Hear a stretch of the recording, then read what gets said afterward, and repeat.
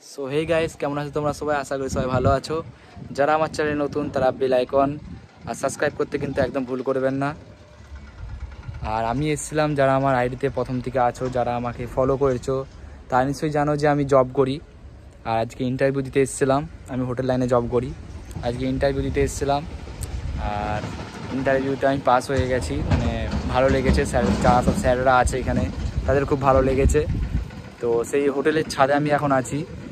এটা বাইরে কোথাও নয়, এটা আমাদের দেশেই, মানে গ্রাম অঞ্চলের মধ্যেই। এটা জায়গাটার নাম হচ্ছে ডঙ্গল।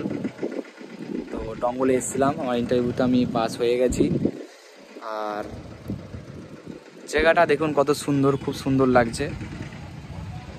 দেখুন জায়গাটা খুব সুন্দর লাগছে। এখানে আমি ছাদে উঠেছিলাম, নিচেটাও তোমাদের দিকে হোটেলটাও ঘুরিয়ে পুরো দেখাবো। হোটেলটা কেমন, কী ধারা, হোটেলটাও পুরো দেখাবো। আর আজকের মৌসামটা দেখতেই পাচ্ছ, মৌসামটা আজকে মানে সকাল অবধি ধরো 10টা খানিক ঠিক ছিল, বাট 10টার পর মেঘ হয়ে গেছে, মেঘ ধরেছে, হালকা বৃষ্টি নেমেছে।